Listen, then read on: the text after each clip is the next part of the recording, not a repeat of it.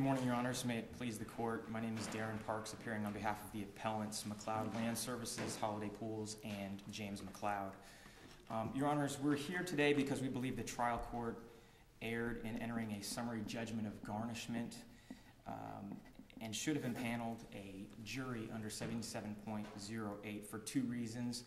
The first reason is that the right to garnishment of funds in Florida turns on the equitable ownership to the funds, not the legal title to the funds, and that equitable ownership is a question of fact, and it was inappropriate to be decided on summary judgment. The second... a bankruptcy proceeding where there's a discharge does not operate as to any equitable claim? That's correct, Your Honor. That brings me to our second point, and that the discharge that's entered in a bankruptcy does not discharge what are otherwise non-dischargeable debts. It does with respect to some. If it was just a normal state court judgment for breach of contract, for monies lost, any claims would have been extinguished by the discharge entered in a bankruptcy. If the creditor doesn't subject themselves to the jurisdiction of the bankruptcy court, the issue of dischargeability is not resolved as to their judgment in the bankruptcy court. If they have not submitted themselves, that's correct, as to non-dischargeable debts like civil theft or fraud. Those, the bankruptcy court... In this case, Holiday Pools and McLeod Land and Equipment apparently had not subjected themselves to the jurisdiction of the bankruptcy court. That is correct. They did not submit any proof of claims, and they did not file any complaints objecting to dischargeability. Is the amount of the stipulated settlement with... There's too many McLeods in this. I understand, Your Honor. Charles McLeod, I guess, is the one in bankruptcy. Is the amount of that stipulation that puts the $350,000 on James McLeod? I think I've got this right. Yes, Your Honor. Is that indicative, though, that these people want to put this whole amount on, to make him the owner of this claim as compared to these corporations that didn't submit to themselves to the bankruptcy? No, Your Honor, it does not. And the way that the bankruptcy order even reads and the settlement agreement reads, it doesn't state that the $375,000 judgment belongs to James McLeod. It states that there is a non-dischargeable judgment in the amount of $375,000. It's more or less a new judgment that's been entered in that amount. To some extent, yes, in the bankruptcy court. So within the context of the bankruptcy, Charles McLeod, the garnishee and original debtor in this case, is obligated under the bankruptcy court's order to make payments as he's agreed to under the settlement agreement. If he breaches that settlement agreement, James McLeod, as the other party who had an axe to grind, admittedly, and he went into the bankruptcy and very, very contentiously fought this to make sure that he could get everything he possibly could out of his brother. It's a sibling dispute. Was this a 7 or an 11? This was a 7, yes, Your Honor. I'm sort of thinking, let's make believe it was an 11. If somebody out there purposely chooses not to file a proof of claim and then a plan's approved and then they come back in and say, oh, by the way, I have these rights. I'm trying to figure out how this doesn't cause mischief with the operation of the bankruptcy court. And I think there's a distinction on the type of judgment again. If it's a non-dischargeable judgment, the courts and throughout the country, the United States Supreme Court, the Middle District of Florida, they're all in agreement. If it's a non-dischargeable judgment that was entered in a state court proceeding and it's a final judgment, that the judgment holder is free to collect, notwithstanding the fact that they didn't file a proof of claim or participate in the bankruptcy proceedings, they can continue to collect against the debtor irrespective, because that's a bad act that the bankruptcy courts do not protect in any way, shape, or form. So that it's essentially the bankruptcy courts not having jurisdiction to alter, modify, or do anything to a bad act state court judgment. And that's what we have in this case. We have this bad act state court judgment for civil theft. And I think a critical part of this state court judgment is the fact that it's a 24-page opinion by Judge DeFuria from the 12th Circuit who entered it. And he has specific findings on these counts for conversion and civil theft, where he states that the monies that constitute the civil theft, the $195,000, all came from monies that were paid to McLeod Lands and Equipment, Inc., which is also McLeod Land Services, Inc., and that those funds are due and owing to McLeod Land Services, Inc. for civil theft and conversion.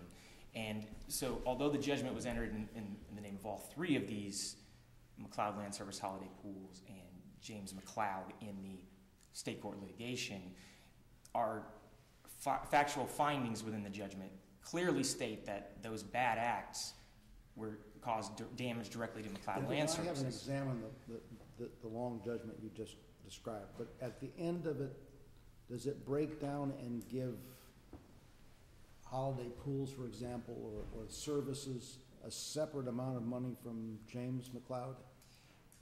Or is it joint and several in some fashion? The way that it reads in the findings and then the holdings, it states who was damaged by how much, but at the end of the judgment, Judge DeFuria states, therefore I'm entering judgment for James McLeod Holiday Pools and McLeod Land Services, Inc. in the total amount of $295,000 or whatever the actual. So at the end, it appears at least to be joint and several. At the end, but what our issue that we believe where the court erred is that there are specific factual findings within this state court judgment which are evidentiary, and they state explicitly that McLeod Land Services was the one that was damaged and is entitled to recover the $195,000 under the civil theft non-dischargeable bad act count. Well, it's been a while since I've done this sort of stuff. I understand it's not dischargeable, but does there still need to be a claim made in the bankruptcy court? No, Your Honor, and I've cited to the and one opinion in my my reply brief. I'm just going to find the quote. It was make sure I direct the correct opinion. It was the Inree Loving case out of the Southern District of Indiana, and the site is 269 Bankruptcy 655. Thank you. And it's a 2001 case. Interestingly, that in the holding that I'm about to refer to, they actually cite to the Middle District of Florida as well in the Inree Howell case, which I've also cited in my reply brief. And the court in that opinion states that neither the bankruptcy rules nor the proof of claim bar date prevents a creditor holding a non-dischargeable debt, which is our situation here with McLeod Land Services and Holiday Pools, who has not filed a proof of claim from collecting outside of bankruptcy. So we have the holding right there, exactly on point, which I think directly answers your question. In your briefing, I don't believe you cited from courts that would be similar to the second district, but it would seem to me that if you don't go into bankruptcy and your judgment is still good when it's non-dischargeable, there ought to be a body of case law from state court appellate courts that would hold this. Did you find any cases of that sort? Unfortunately, I did not, Your Honor. It seems like it would be. This may be a case of first impression for this court, but not with respect to that bankruptcy, non-dischargeable bankruptcy court. Okay. There may be in other jurisdictions. I did not look outside of Florida, though. This is my concern. The recitations in the stipulated settlement could be construed to indicate that the parties compromised the $468,000 judgment that was rendered in the underlying action. For example, and give me a second and I'll find the exact language.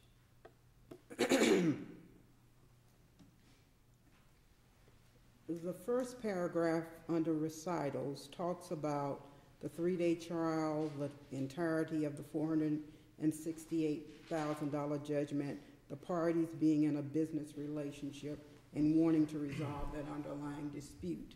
Mm-hmm. The trial court could have construed this settlement, as you said earlier, to basically an agreement to enter a judgment anew. And if it's a new judgment, then the sole owner of it would be Mr. McLeod, Mr. James McLeod, correct? Well, I don't think that it should find that way. I think that when you look at who the parties are to that agreement. If that's what the four corners of the settlement document reflect, then right. That would be correct. And in the four corners, if we look at it, it's just the parties are James McLeod and Charles McLeod. McLeod Land Services and Holiday Pools are not parties to this stipulated settlement agreement that was filed within the bankruptcy court. They stayed outside of the bankruptcy proceedings because they have a non-dischargeable judgment that cannot be impacted by the bankruptcy. And what I believe that James They were McLeod... noticed and listed, but then chose not to participate. Correct. In much the same way, I think it would be akin to the IRS when if they're listed as a judgment creditor within the context of a bankruptcy, they don't come and appear in every case and file a complaint objecting to the dischargeability of their IRS debt. It falls within, we're dealing within the same United States Code, which is 563, which states that debts like that, and IRS debt and the bad act state court judgments like civil theft and larceny and fraud are non-dischargeable, and that's why you don't see them participating. So in this case, you had James McLeod, and I think the intent with him entering into the settlement agreement with his brother Charles in doing this was acknowledging that some of the underlying state court obligations were in fact dischargeable because there are judgments for breach of contract and for misappropriation of company assets and damage to company assets. So that was a smaller portion of the underlying state court judgment, and that was the reason that he individually, I think, agreed to a discount on it and got himself a payment plan within the context of the bankruptcy so that he could at least go back to the bankruptcy court too and ensure he was going to receive those steady payments, whereas McLeod Land Services and Holiday Pools didn't go through the time, effort, and expense of doing that. So now they're saddled with either trying to get the money from James McLeod, or they have to go and collect on their own outside of the bankruptcy and levy on other assets that may be held by Mr. Charles McLeod. The two corporations weren't party to this stipulation in bankruptcy. They were not, Your Honor, no. And do we know from this record who owns these two corporations? From the record, I don't know specifically if we do, but I do know that at least one of these corporations is owned, there are other owners and officers and directors of at least one of them. So they're not like alter egos of Mr. McLeod, James McLeod in this situation? No, Your Honor, and quite frankly, when the trial court entered its summary judgment, that issue was never even raised. So, and if it was, I think that's again a factual question that should have, if that is going to be raised, should be tried by the jury. All right. I think we have a pretty good grasp of this. Thank you, Your Honor. I'm not sure where I am on timing. Am I? You're 8 minutes in. Okay, thank you, Your Honor. So to go back and pick up on the requirements of the trial court, the first prong of this one, which is that they were required to impanel a jury to decide this fact question about the equitable ownership of the funds. I've cited to the cases of Ginsburg v. Goldstein and Green v. Williams, and both of those cases set out the standard, and they say that when there's a dispute as to the right to garnish funds, the determining factor is the equitable ownership of the funds and not the legal title to those funds.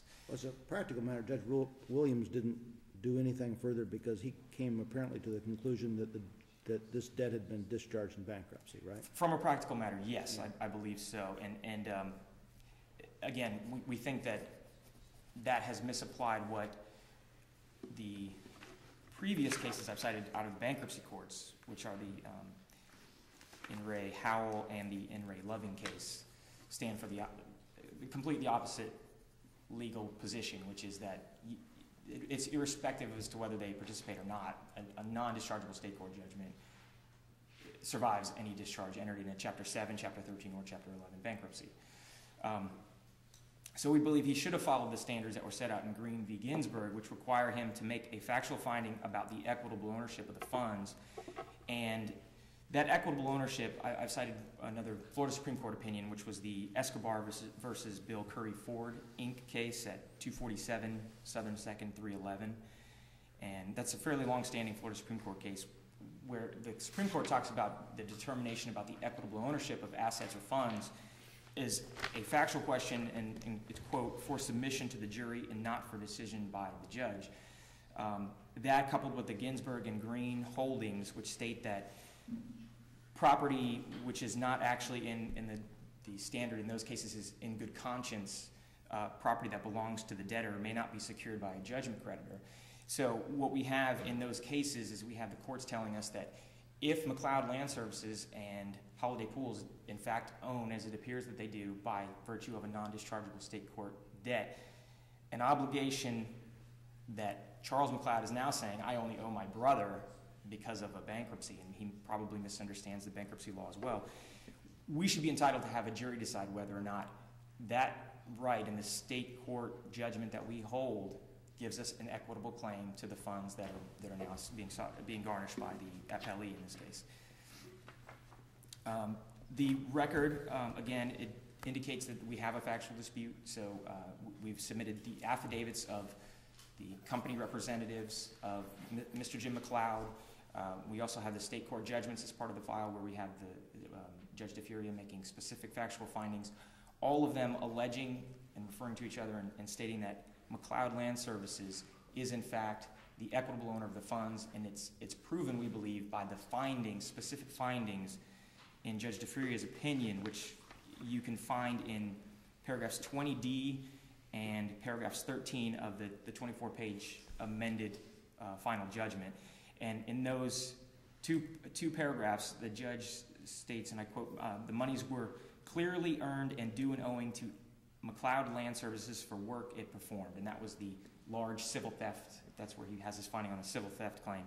With respect to the conversion, that was where the money that was the underlying taking for the civil theft claim, that's paragraph 13, and the judge again states that funds were withdrawn and that McLeod Land Services, Inc. is entitled to damages. And in those two clauses, he states that it's McLeod Land Services, Inc. and McLeod Land Services, Inc. only. There's no rights under those, in those two specific findings in the counts of the state court complaint that either Jim McLeod or Holiday Pools has any rights. So it looks as though we have a third party, McLeod Land Services, who's actually the only party who equitably would be entitled to the monies that Charles McLeod is now claiming that he owes to Jim McLeod. And in fact, we've also submitted as part of our affidavits and factual support to the trial court an affidavit showing and proving that any funds that Charles McLeod has actually paid have gone directly to the account since day one to pay McLeod Land Services, Inc. This money has not been kept by Jim McLeod. It has had to go to the company because of the way that these judgments were written. So we think that the equities are definitely within the realm of possibility that at least McLeod Land Services has an equitable title or claim to the funds that are now being garnished by the appellants, and the court should have impaneled a jury to decide that factor. Because we save you some time for rebuttal. Thank you, Your Honor.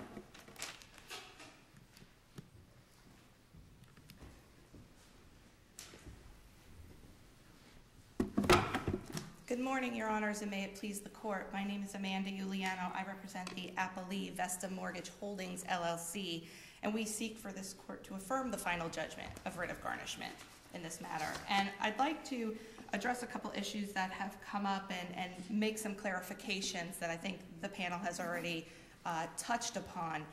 First of all, Your Honors, in the record in answer to Judge Altenburn, your question about the ownership of McLeod Land Services and Holiday Pools, what we do know from the record is that James McLeod executed and filed affidavits as the president of both McLeod Land Services and Holiday Pools. It doesn't necessarily mean who the stockholders are and things like that. Correct, Your Honor. But what I think that goes to is also the notice that McLeod Land Services and Holiday Pools had of the bankruptcy proceeding. I guess my front-end question on this is if these two corporations did not subject themselves to the jurisdiction of the bankruptcy court, and they did not enter into the stipulation altering things in the bankruptcy court, under the law that's been cited to us, why isn't the dischargeability of the state court judgment that's still of record a matter that needs to be resolved in state court?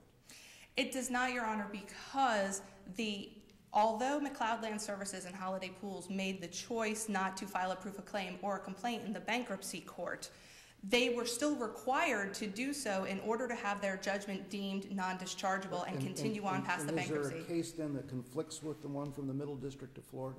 It's not actually a conflicting case, Your Honor, and what it is to begin with the bankruptcy code, the section that they So if they merely list you as a creditor, and you have a clearly non-dischargeable judgment, you still have to submit yourself to the jurisdiction of the court to prove that your judgment survives the bankruptcy? Yes, Your Honor. 11 U.S.C. 523C1, and that provision, Your Honor, states that a complaint to determine the dischargeability of a debt under 523C, I apologize, Your Honor, except as provided in subsection A3B of this section. The debtor shall be discharged from a debt of a kind specified in paragraph 2, 4, or 6 of subsection A of this section. That is the section they were seeking they claim their discharge, they have a non-dischargeability judgment under.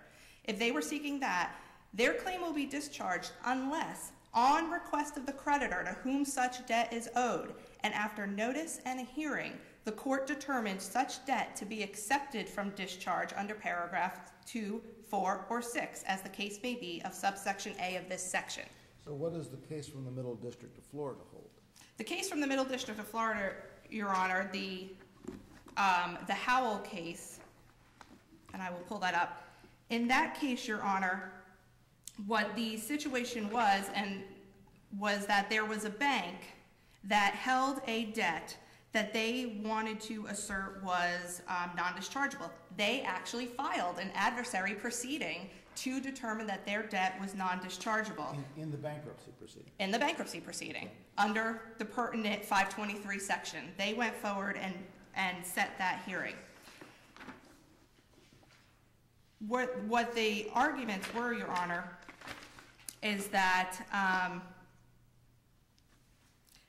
it was talking about being bound to the provisions of the confirmed plan, and that the modified plan purported to, the bank was NCNB, under the modified plan they were allowed so many, $300 a month under the modified plan. They wanted to go outside of the plan to get the rest of their judgment. The Middle District said they could do that because their complaint was non-dischargeable. Their debt was a non-dischargeable debt. So they took what they had in the plan. They were also able to go outside the bankruptcy. The key is they filed an adversary complaint in the bankruptcy court to have their debt. They did the normal adversary proceeding to determine dischargeability. Yes. In fact, Are you aware of any cases from courts like ours that have held that the state court can do that when someone hasn't subjected themselves to the jurisdiction of the bankruptcy court? Can just allow them to continue on? I am not aware of, Your Honor.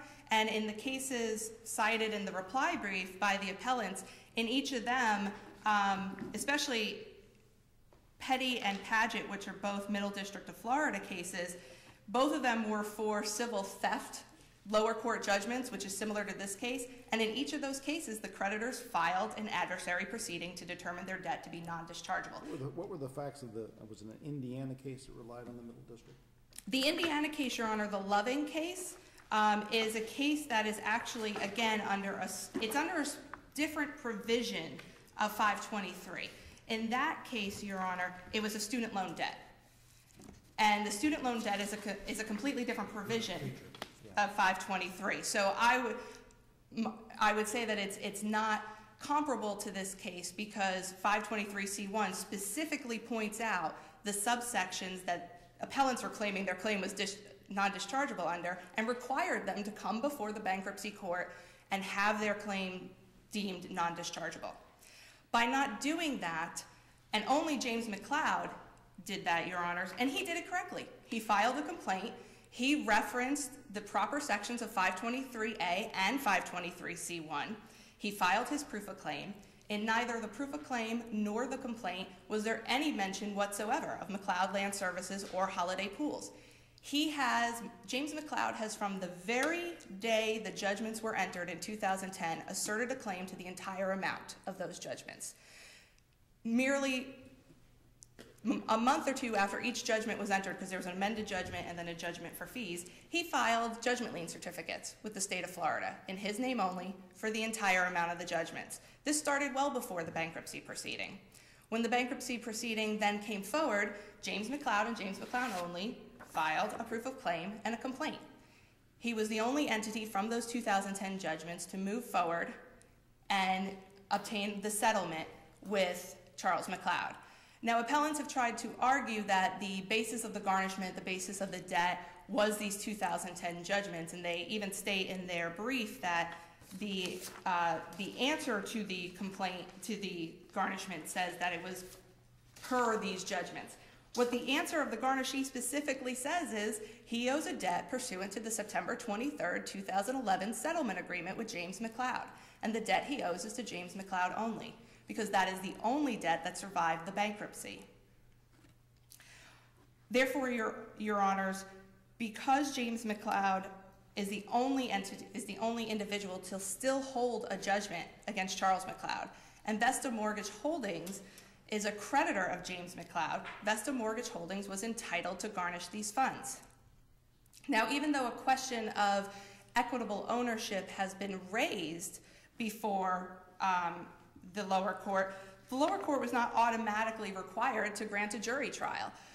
We had cited to, in our brief, your honors, the Tortuga Marine Salvage Company versus Hartford accident, 171 Southern 2nd 54 out of the 3rd DCA.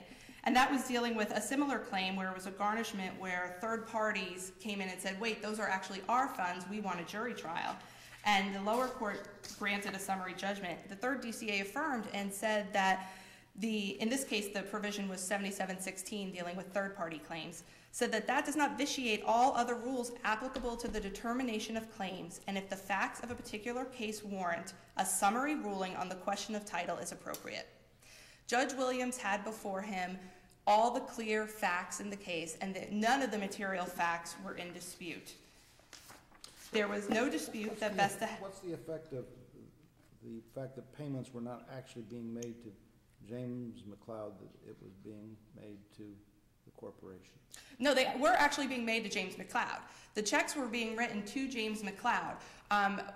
I believe James McLeod was then maybe writing checks afterwards to McLeod Land Services and Holiday Pools. James McLeod that was turning it over to the corporations, not the correct. The checks. All of the payments were made directly to James McLeod. What James McLeod does with those payments afterwards is of no relevance to the garnishment proceedings. The basis of it, Your Honor, is James McLeod owned a debt to him by his brother Charles McLeod. Vesta Mortgage Holdings held a judgment against James McLeod in the amount of $9 million plus.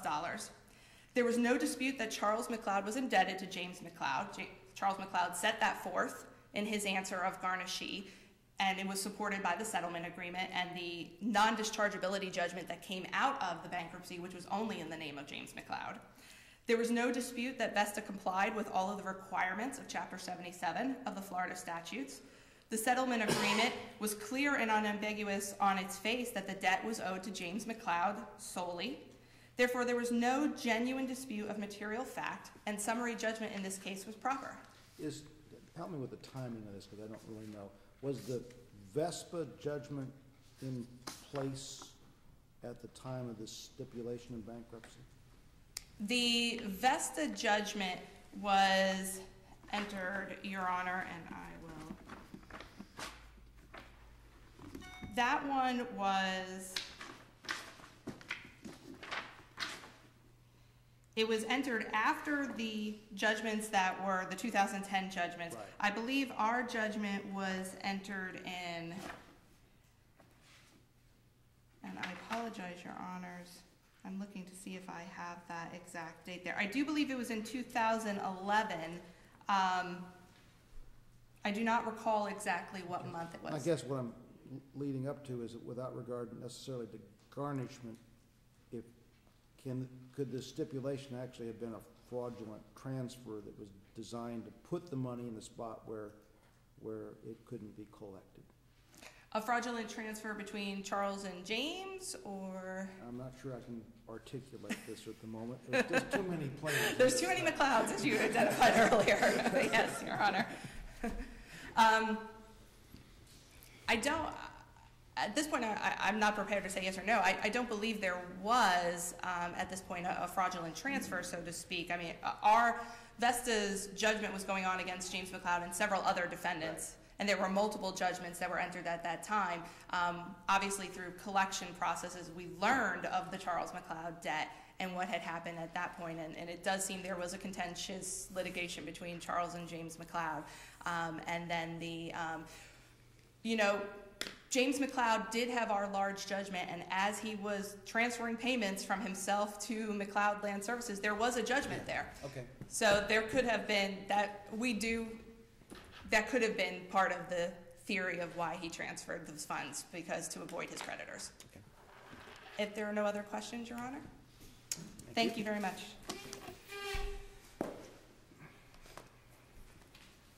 Counsel, I don't want to lose sight of the proof of claim that James McLeod filed, and then he uses the term president.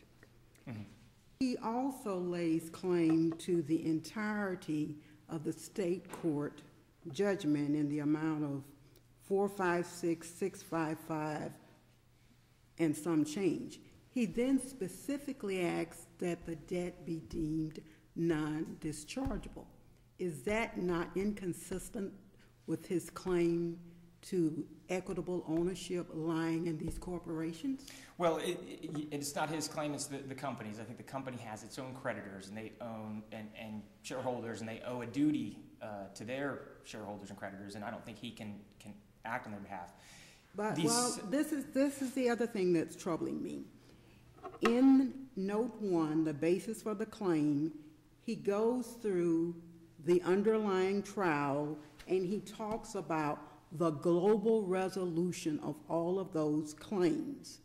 Then he specifies the damages that were awarded, and then again, he lays claim, not the other company, to the entirety of that judgment and asks that it be deemed non-dischargeable.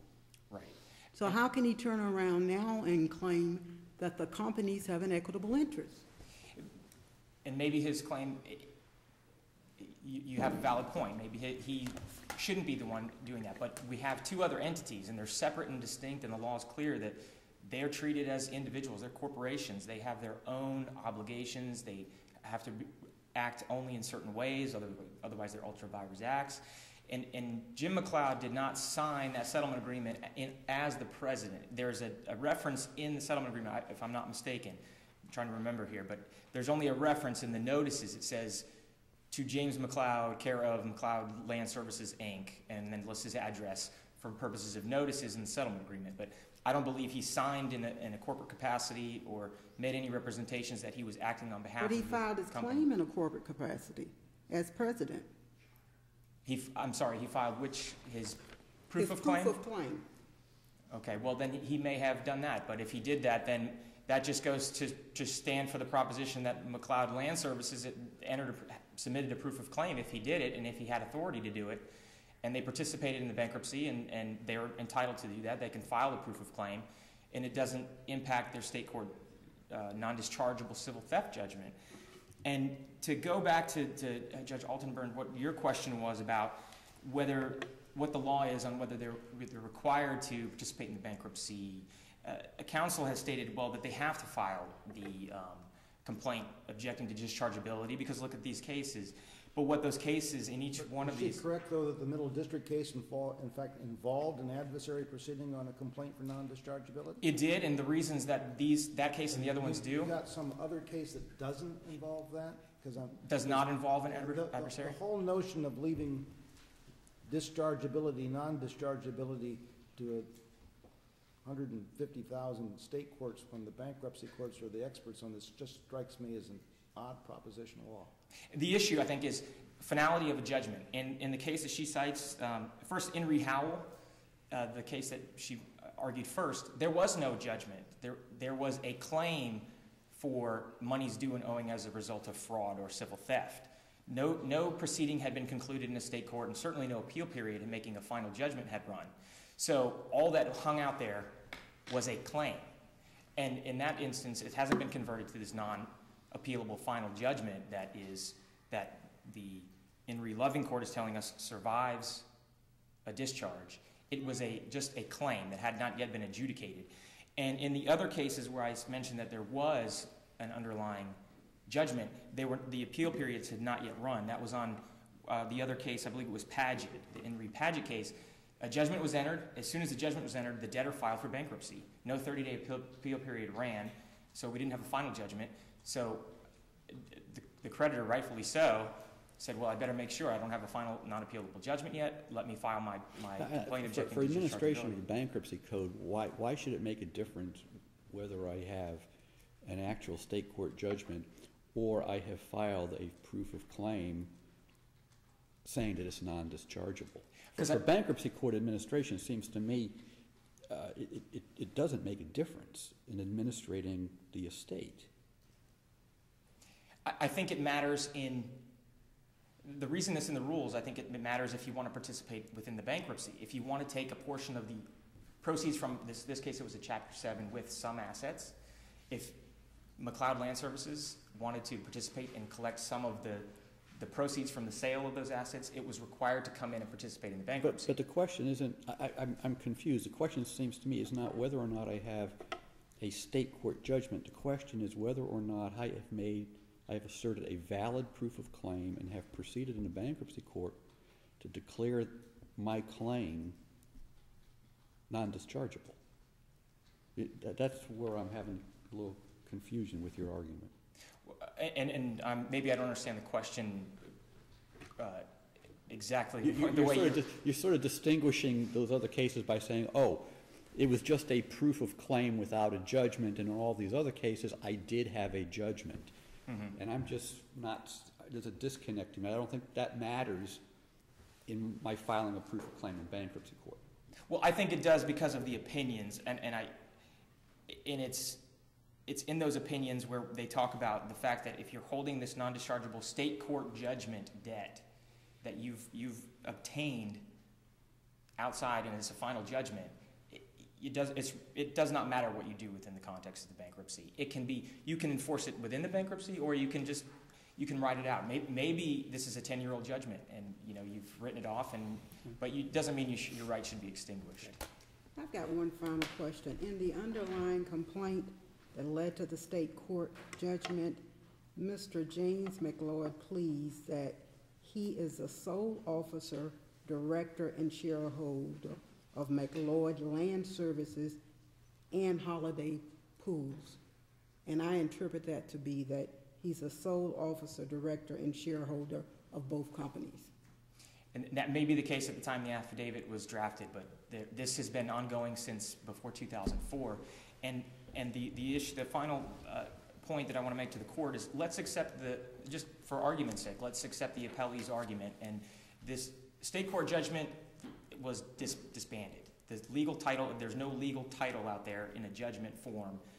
I don't think that's the law, but let's just say for argument's sake that's what it is. The state court's obligation was to look at the equitable rights, who in good conscience is owed that money. And the state court has found, and the bankruptcy court did not make any attempt to make a factual finding, that it was McLeod Land Services, Inc. and its customers and creditors that had been supplying materials, that was the one that was harmed and the one that was carrying the lion's share of the underlying state court litigation and funding this thing, and had the most to win and the most to lose in a long, drawn-out, contentious state court action. And so I think the equities clearly lie with McLeod Land Services, and it should have been sent to a jury for decision. All right, thank you. Thank you. We'll take about a 10-minute break, and when we come back, we'll pick up with Pine Island versus Wilkinson.